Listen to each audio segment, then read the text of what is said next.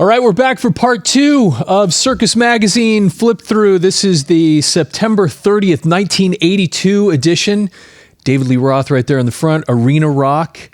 And yeah, we stopped here where we had the centerfold with Iron Maiden, and then we are heading on into the second half of this magazine.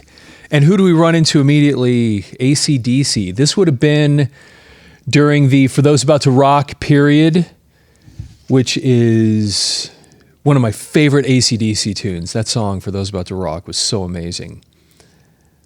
So let's see. No short circuits for AC/DC. More AC/DC. Got a little bit of Angus Young there. Cliff Williams on bass. Girls' School. I know almost nothing about them. Okay. This is Riot. Now, whenever I say Riot, a lot of people say Quiet Riot. No, this is a band called Riot. I was such a huge fan of this band. I never got to see them in concert.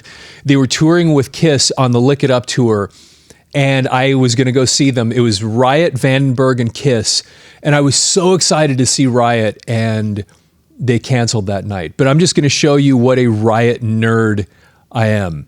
So this is Rick Ventura, Kip Lemming, Rhett Forrester, Sandy Slavin, and Mark Reel. I like I said, I loved these guys. Rhett Forrester was not the original singer. The original singer was a guy named Guy Speranza.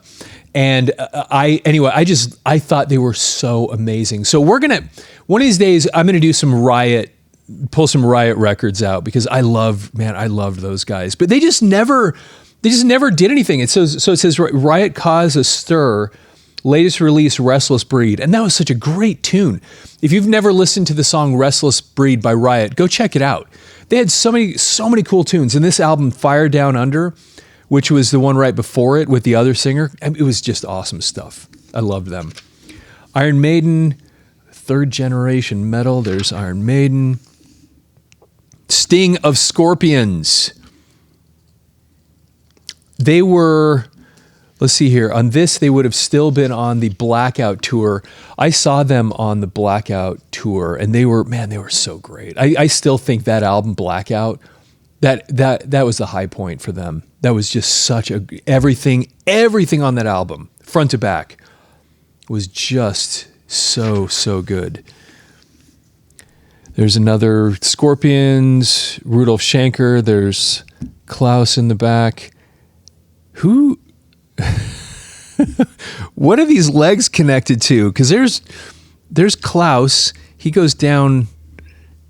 Is he sitting? Anyway, that's a strange picture. Okay. Fast Times at Ridgemont High. So I hadn't thought about this movie in so long. And I mean, I think that I only saw this in, a million years ago in high school. I remember almost nothing about it, except there's so many people now that tell me when we have Gary on the show that they talk about how Gary talks like Damone. Is that what his name was? That was in this show. I didn't even remember him. And then everybody on our videos, every time Gary's on, they're like, that's Damone, that's Damone. Anyway, you should go look it up. It's actually kind of funny. But I remember they had a really great soundtrack. Jackson Browne, Don Felder, I don't know who, Louise Goff and Don Henley, Graham Nash, Oingo Boingo, Poco, man, they had some really cool stuff. Ravens, Billy Squier, because Billy Squier, didn't he did a song for this. I think it was called "The Best Years of Our Lives," and that was I seem to remember that tune from here. Sammy Hagar and Timothy Smith. Timothy Smith's an interesting guy because a lot of people today know him from the Eagles, but before he was in the Eagles, he was actually in Poco. Anyway, Fast Timers at Ridgemont High. Do you remember that movie? Do you remember seeing that movie? I really don't remember anything about it, but I do remember these shoes because these shoes. I remember that I think it was, it must have been in junior high school. As soon as those Checkered Vans came out, everybody had them. And I wanted some Checkered Vans. I think I've told this story on this show before. I wanted some Checkered Vans so bad. And my parents got me some, but they were not actual real Vans. They didn't have the little tag. So I don't know. That was rough. If you didn't have the little tag that said Vans. So Anyway, but I remember those things. Okay, so here we have Robert Plant looking a little, eating ice cream cone or something. Robert Plant turns a new leaf. So this is around the time of, there it says it right there, Pictures of 11. So that was Robert Plant's first solo album. And I actually really liked that album. And but it was one of those things you have to listen to a few times for it to grow on you, but it was pretty cool. So let's see here, Plant, Jimmy Page. They joined Foreigner on stage in Munich this past April. I know literally absolutely nothing about that. I know we have a bunch of Zeppelin fans. Actually, Zepp Earl. What are we talking about here? I don't know. Zeppelin, they joined Foreigner on stage in Munich this past April. May have to read this article. I don't know anything about that. If you know about it, put that in the notes, because I have no idea what they're talking about. They joined Foreigner on stage. I used to love Foreigner. They were so cool. Let's see here. Here's another Plant and Page down here. Old Zeppelin stuff. Okay, T-shirts and posters. Iron Maiden, Ozzy. Did you ever order any of these things out of Circus? T-shirts and posters. Rush. These were all the biggies at the time. Although Grand Funk wasn't exactly big in 82. That's funny that they would be here. Blackfoot, they were kind of big. Molly Hatchet, yeah, The Police. Adam and the Ants, that's interesting. Van Halen. The Go-Go's. There's speaking of Riot, there's Riot right there. Saxon. I remember the first time I saw a Saxon t-shirt, they had come in concert or something there in Denver, and somebody wore a Saxon t-shirt. It was one of the coolest t-shirts I'd ever seen. I went and bought a Saxon album, and it was meh. And then I bought another one, and it was kind of meh. You know, it was okay. I did not like it, but it wasn't... The imagery and the idea of it was so great, and then the music was just okay. And if you were a Saxon fan and you're offended by that, I'm sorry. Tell me what tracks to listen to, because I really wanted to like them. I bought stuff, but it just didn't really get to me. Okay, play lead guitar like a star. Star licks.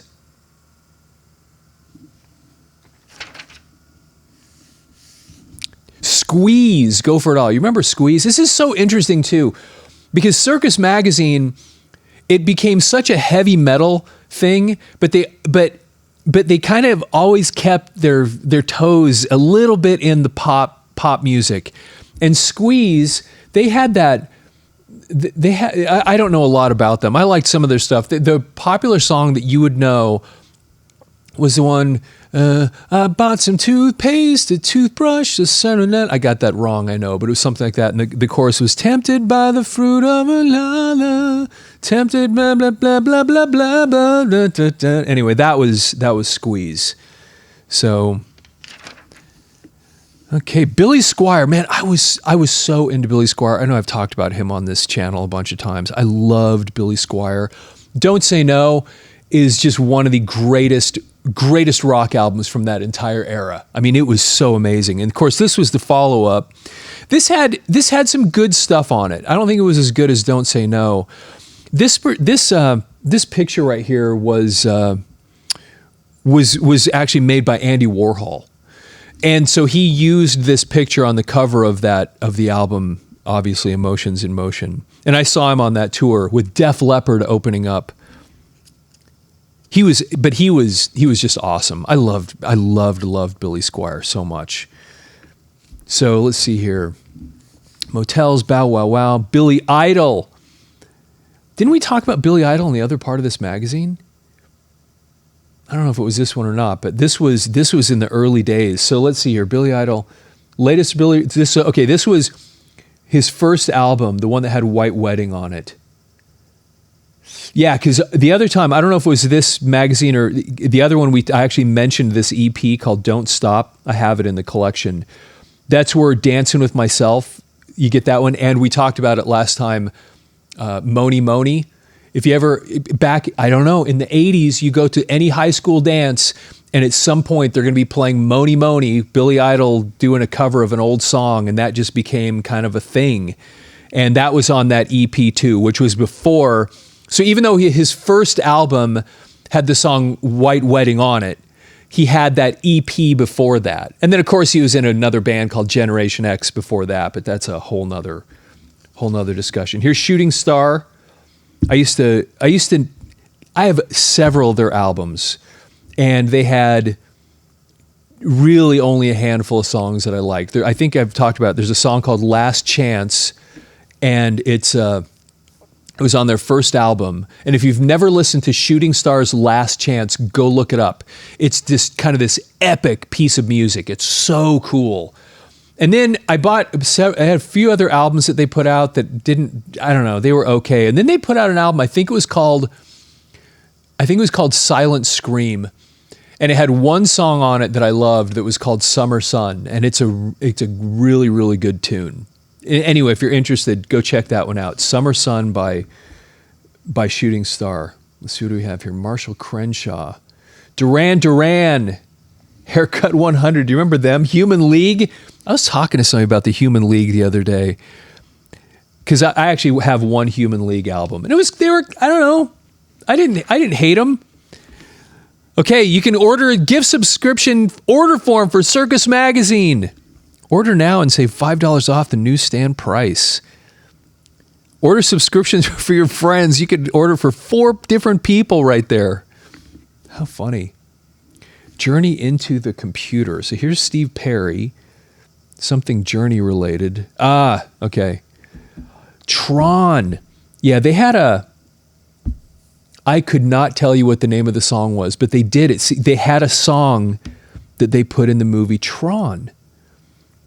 You know, I don't know, a lot of people don't realize this, but they had, before Greg Raleigh left the band, they actually did a soundtrack for an album that was basically a Journey album. It was called Dream After Dream.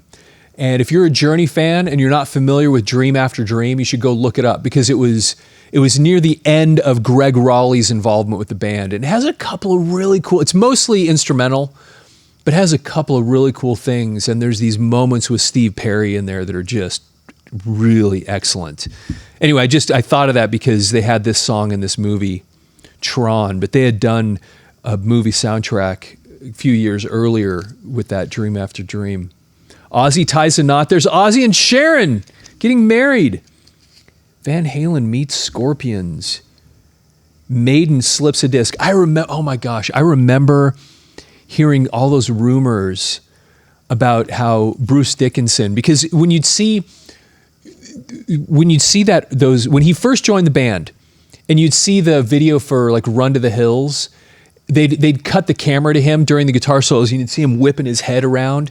And then at some point, I remember being at school and somebody said, dude, Bruce Dickinson slipped a disc. I had no idea what that meant. Something about his back or his neck or something. Anyway, it must have come from like these little things. Like Iron Maiden singer Bruce Dickinson is an expert at shaking his head back and forth in wild rock seizures while performing with the band. When he did his act this summer in Montreal, he wound up wishing he hadn't. Bruce slipped a disc in his neck. Okay. Yeah. That's pretty funny. I love Bruce Dickinson. He's so awesome. It's a great voice, cool personality. Actually, his book, What Does This Button Do? is a fun, not just read, it's a fun listen, because he reads it. And he's so animated, and he's really fun to listen to. So I think we talked about, I think Kansas was earlier in this magazine too. It's been a few days. But Steve Walsh had left Kansas, and then this is the guy that replaced him, John Elefante. And so in Interview proudly presents Kansas. Interview host Jim Ladd recently spent some time with drummer. So this must be a Jim Ladd interview, rock and roll, great radio. So it must have been a radio show where they interviewed these guys. I don't know. If you know anything about it, let me know what that is. I don't have a clue what that is. Illustrated, the only rock and roll guitar straps in the world come from Earth 3. So if you're ready to rock out, send $1 for your brochure for guitar. You can get a guitar strap brochure for $1. There you go. Heavy metal guitar lessons. First lesson, free.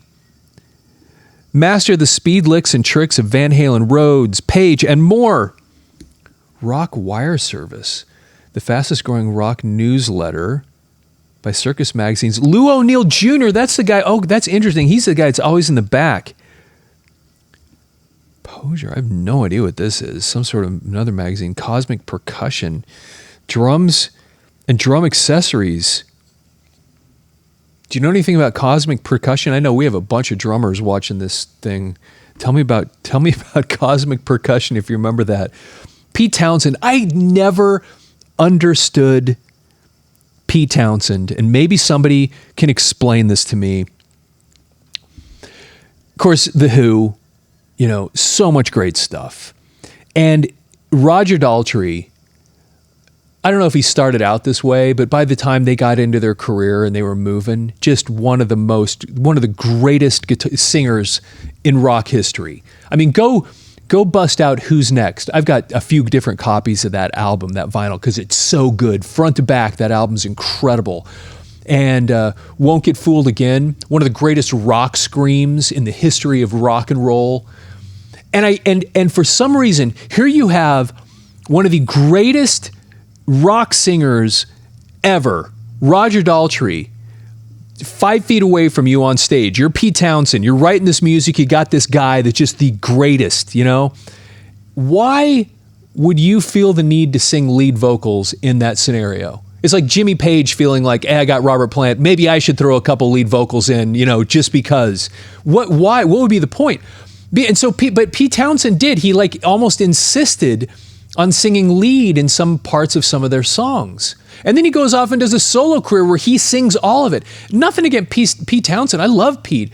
But his voice was it was unique, but it wasn't good, I didn't think. And Pete Townshend sincerely is one of the best rhythm guitarists ever. I mean, go listen to the song "Who Are You" and just listen to what he's doing with the rhythm on it. I mean, he's so good. He was a master at that stuff. He's super creative force, great songwriter, really, really good guitar player. And you just wonder, what is it that makes you, when you're so good at that? And again, you've got Roger Daltrey sitting right there. What is it that makes you feel like, hey, I need to sing some leads too? Like I said, it would be a little bit like Jimmy Page saying, hey, Robert, why don't I take a few verses? It just seems like so weird, wrong. But Pete Townshend fans will get very mad at me for saying this, I understand. But I never understood that part of him, why he did that, because he just wasn't that, his voice was not that special. And so maybe they just wanted to have, in some of that Who music, just have that different sound sometimes. I don't know. I never understood it. So, but I love Pete. I love Pete Townshend. So much great stuff. Let's see here. So Blondie, Island of Lost Souls.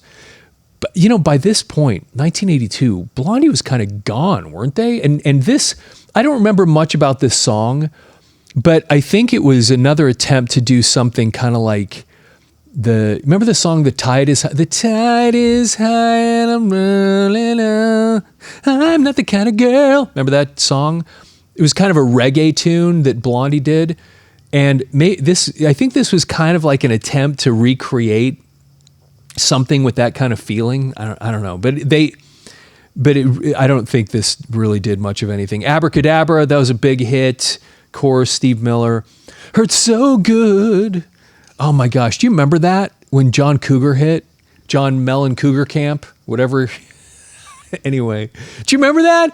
Jack and Diane, how big that song was? Little ditty about Jack and Diane. Oh my gosh, he was huge. I remember he was everywhere with those tunes. Hurts, both those songs. Wow. Okay, back issues of Circus Magazine. Okay, get all your back issues right here. Let's see here. You can write down 6 different issues and enclose a check or money order. Mailed to Circus Magazine in New York. And here we have some movies. Poltergeist, remember that one? That was kind of freaky. Blade Runner, that was a big deal. Oh my gosh, I remember seeing The Wrath of Khan in theaters. That's the one where Spock, he's on the other side of the glass and he says something about the needs of the many outweigh the needs, whatever. And then they shot him off put him in that little coffin or something and shot him onto a planet that was Genesis. I don't remember it anyway. Do you remember that movie? I think it was with my family to that thing. And anyway. Okay, Three Sides Live, Genesis, The Clash, Combat Rock. Remember Combat Rock? We're going to be doing a thing on that one sometime in the near future. Because I remember that was such a big deal, Combat Rock. Cool tunes on it. There's Pete Townshend, Rolling Stones, Joe King. Oh, John Waite. Did I miss something over here? Yes, King Crimson. Okay, I know so little about King Crimson by the time they hit this period. But, I mean, there's Robert Fripp, obviously. Bill Bruford. I got in so much trouble the last time we made a video. I made a Yes video for 90125. And I kind of did this little history lesson. Remember, when I do these videos, most of the stuff, if it's not obvious, is improv. I mean, I'm just, there's no script here with almost everything we do. And so I will sometimes get sidetracked and go blow past things unintentionally. And I blew right past Bill Bruford when I was talking about the early days of Yes, because he was one of the founding members of the band. And I'm listing all these other people, and I didn't, and skipped right past him. And there was a whole bunch of people in notes. Dude, how can you not mention Bill Bruford? Anyway, Bill Bruford, founding member of Yes. Apparently, and this I'm learning as I'm looking at this, played in King Crimson. I knew so little about King Crimson at this point. I have King Crimson stuff. I have, of course, the one that everybody's supposed to have, the one that has a 21st Century Schizoid Man in the Court of the King, Crimson King. Can't remember what it's called now that I say it. But I had a producer of our band once that made me sit down and listen to that album.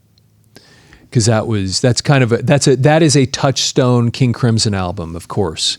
And yeah, because what it was is we were listening to Nine Inch Nails. This would have been back in the early 90s, and listening to all the distorted voice things that they were doing. And I didn't know anything about King Crimson at the time. And he goes, okay, you got to listen to this. So we busted it. He had the CD, I think, and he busted out and made me sit down and listen to it. And yeah, and you listen to 21st Century Schizoid Man, and it's just that just distorted voice. Anyway, and it was such great stuff. Such interesting music. They're so cool. Okay, John Waite. Change. Remember the song Change? That was a big... It's only change. It doesn't matter who you are. It's all the same. That was actually a really cool tune. That was really cool. Okay, Joe King. There's Debbie Harry. Roseanne Cash. Kid Creole and the Coconuts. I know nothing about that. Rick James. Rick James. Woo. Oh my gosh. Yeah. Rick James. Gotta love Rick James. Okay. Here's all the classifieds, which are always kind of interesting there's money-making opportunities. Personal, college students, improve your grades. Term paper catalog, 306 pages. That's interesting. Tommy Shaw, happy birthday on September. Somebody put in a thing in here to say happy birthday to Tommy Shaw. We all loved you. Sign your personal harem.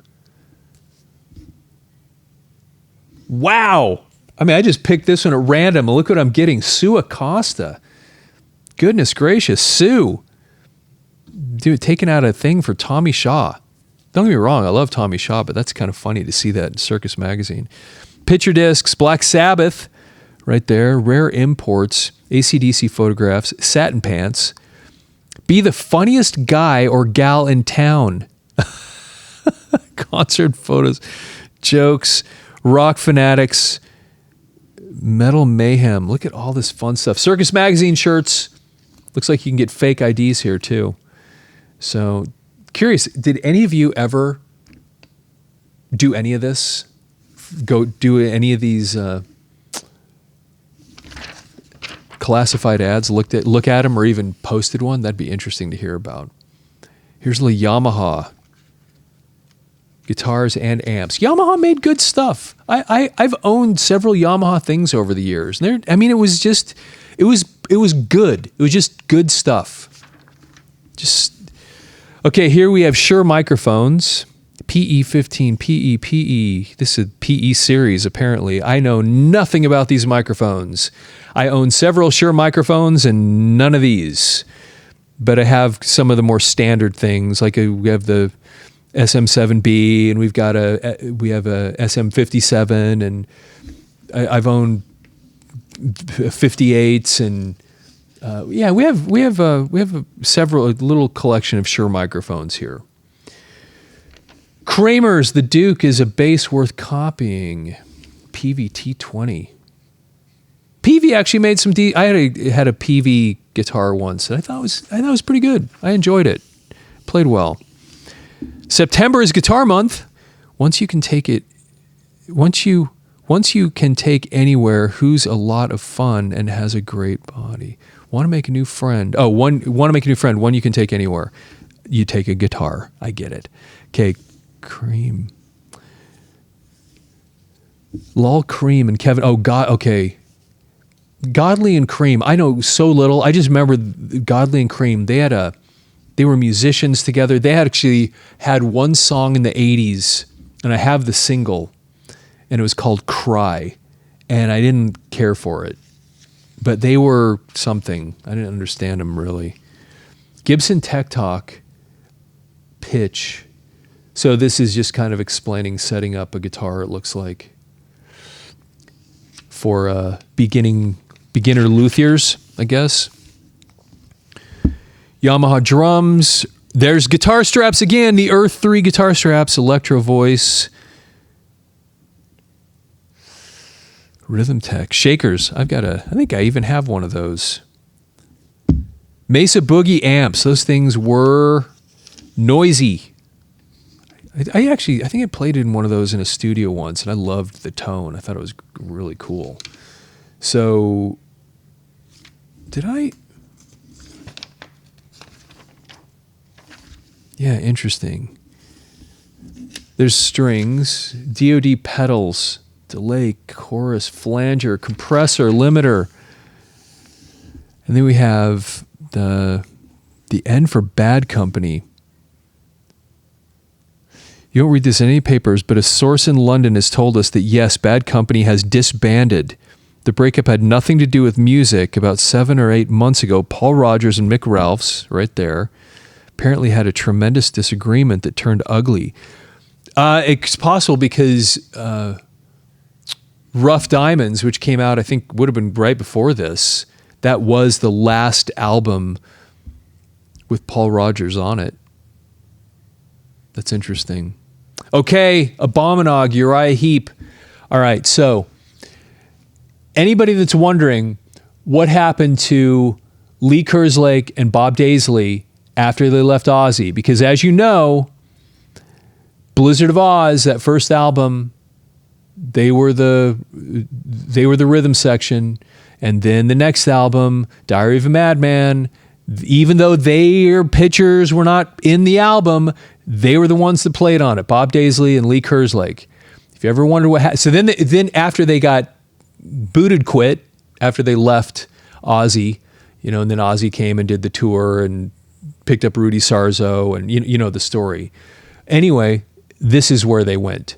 So if this album, Uriah Heep's Abominog, had Lee Kerslake and Bob Daisley, and Lee Kerslake had played with Uriah Heep earlier. That's where he originally was from, and I think Bob Daisley had actually played with Uriah Heep's for a little bit, but they picked up a new singer by the name of Peter Golby. So this is not the original Uriah Heep singer. Peter Golby had been the singer for a little while in the band Trapeze. Anyway, so then they reformed, Mick Box put Uriah Heep back together. And yeah, here we go. The return of the Masters of Metal in all their axe wielding glory, Abominog, new from Uriah Heep featuring On the Rebound, and that's the way that it is. So this album is actually pretty good. And then they put out 2 more albums after this as this group. And one of them, the next one was actually pretty good. Head First, I think is what that one was called. And then they put out another one called Equator, which I bought and did not, I don't think I liked. I played it all the way through once because I liked them so much, and it didn't do anything for me, and then it was over. But Peter Golby had joined, like I said, and anyway, if you're curious, it's interesting. And we'll do a show on this at some point because I really, really like this album. Abominog. Okay, then on the back, Airborne Again, the original Flying V.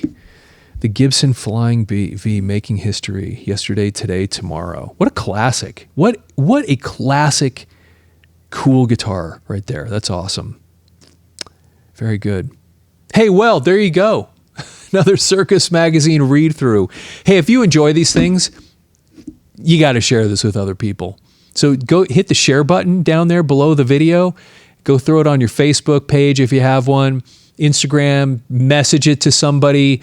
Put it on X, Twitter, email it to your friends, whatever. Because if you liked this, I am sure you'll know somebody else who would enjoy going through these things. Of course, like the video. And any of that stuff in there that you know a little bit more about, that obviously there's a bunch of things that I don't know a lot about, but put it in the notes. What's really interesting about this channel, for me especially, is that although I feel like I know a lot of things, there's a lot of stuff I don't. I mean, it's fascinating that when I go through this stuff, just going through the notes later and people start expounding on this, yeah, okay, yeah, and this, or you forgot to mention this, and I go, man, I didn't even know that. And then I think as a community, there's a lot of us that will go down and read through these notes, and then we learn additional things, that just little tidbits that we never understood before. So if you do know additional things about this stuff, or if you like some of the same stuff that I talked about, put it down in the notes. Get those conversations going, because they really are fascinating. And we all kind of benefit learning some of this stuff and kind of going back and experiencing this stuff together again, and remembering how just absolutely amazing this stuff was, you know, and kind of bringing it back in a way so that we can re-experience that amazing time that's kind of unlike any other time in history. You know, that period from like the late 60s into the early 90s, that period when music kind of did this full cycle. Just, it was such an incredible period. All the stuff that happened, and going back and kind of reliving and experiencing it again is so much fun. So like the video also. If you're not following the channel and you're sitting here still listening to me talking on this video and you're not following the channel, something's wrong. Please follow the channel. And leave your comments, like I said. And anyway, thank you so much for taking the time with me here today. And with that, have yourself a fantastic day.